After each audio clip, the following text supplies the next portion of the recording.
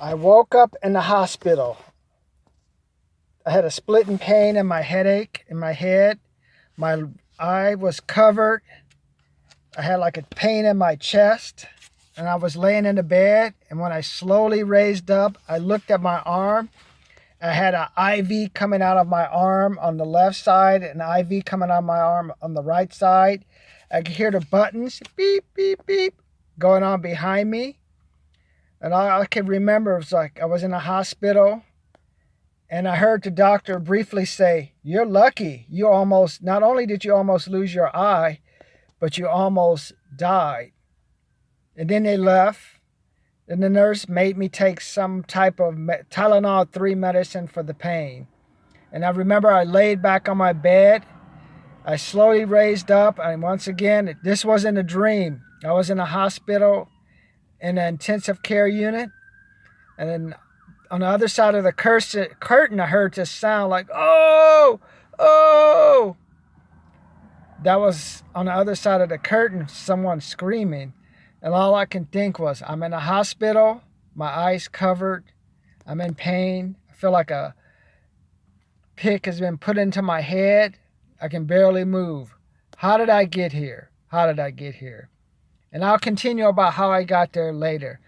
But my story today I'm going to talk about is, have you ever wondered why your neighbors are your neighbors? I used to own a house. When I owned a house, at least when I had the house, I had quite a bit of space, at least 400 or 500 feet between my house and the next. I sold my house this past August and I moved into an apartment. And I can tell you, I've never seen more people squash into a two-bedroom townhouse in my life. You're talking about a place with 2 bedrooms and 3 baths. The gate that I have that's next to the street has been hit. Now it's knocked off the hinges.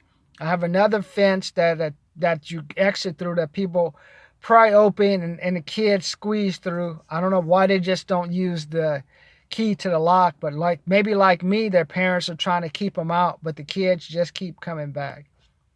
So I decided this is the time I'm going to start looking into a new apartment. After I go to my Grant Cardone convention in February, I believe I'll be moving into a new apartment complex that they're building. It's near like a theater. I doubt that theater will be there much longer. And it's next to a 24-hour fitness, which I think will be there.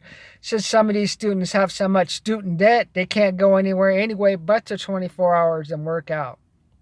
And I'll tell you about my gym later. That's another whole question in itself. Totally different from when I was going to the martial arts studio and I could show up, work out. This one's like always crowded. Some days you can tell when our guys feel bad about themselves. I have a bunch of them playing basketball, lifting weights. But like Grant says, I need to be out making money.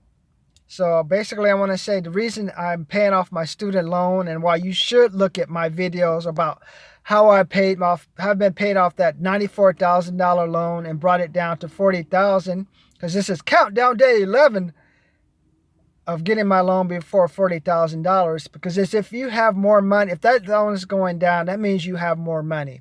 If your car loan is going down, that means you have more money. If you have more money, what that means is you have confidence. If you have confidence, that means you're not at work working like a slave. You know, hey, I'm working, I have a plan, and I'm just not working paycheck to paycheck. The goal of my series is not for me to feel good. I just want you to see me pay off this student loan and say, hey, if I have a loan that's under $25,000 or under $5,000, hey, I can do like Martin, get a couple of side jobs, cut back on the fun for a while and get that loan paid off.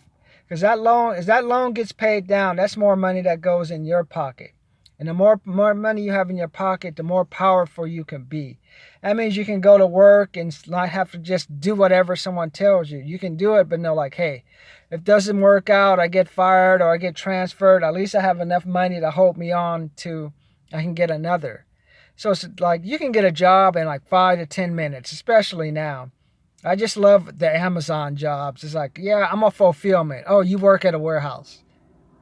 I mean, that's how it was back when I grew up and I graduated in '86. No, that's a warehouse, man. You're lucky they have minimum wage. You usually got paid $8 to $9 from that job. But now it's like just because you get to wear whatever little iPad thing and walk around and they're telling you, my man, that is my woman, that's just a warehouse job. I worked that during my first year in college. I came home for the summer and I worked at Perez Manufacturing. That's all I did. I ran a damn press. I did more work in one day. I ran the press, put the plastics in the machine, cleaned up the shop, did the accounting. Also, I had to go out and do sales. So I just laugh when I hear about these fulfillment jobs. They're like all tired. Fuck, you should be tired. If I was Amazon, I'd work their asses work too.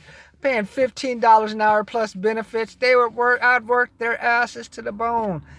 But now, if that person had a little more money, they could get some experience and they can transition out. So those are the people now you want to have work for you, because that's the person that has common sense and like, hey, more debts I pay off, I get the student loan reduced. That means you have more money, man. You want more money. You do not want to be a husband and wife with 3 kids and a 2-bedroom townhouse. At least get a 3-bedroom townhouse. That is not cool, man. And if you live in an apartment and you drive a Lexus or Mercedes, that ain't cool either, man. Who are you showing off to? You sure the hell ain't showing off to me. Especially when I see like 8 or 9 people living in your damn apartment. It's like, what's with that? So what I'm saying, the reason you want money is money gives you the flexibility to just blow out your apartment like I'm about to do. You just like, I'm sick of the neighbor's kid coming home screaming and shit.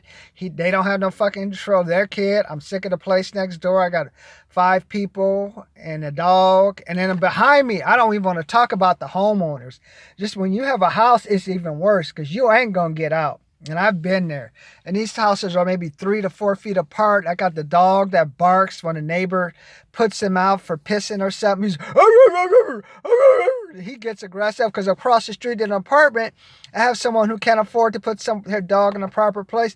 Their dog barks. So I'm like, oh my God. So basically what I'm saying, I'm about to move out my apartment. Basically what I'm saying, money is power. I want you to look at those videos. I have a $50, $60, $100 course where I'll sit down with you. I'll go over some strategies to get that student loan paid off, or I'll show you how you can pay off your loan in under 18 months. So look at those videos and I'll give you some strategies. And then all I can remember is waking up in a hospital with my eye covered. I'm in pain. A person going, oh! You know what? During that time, my student loan was about $94,000. And now today, finally, it's going to be below $40,000 in August.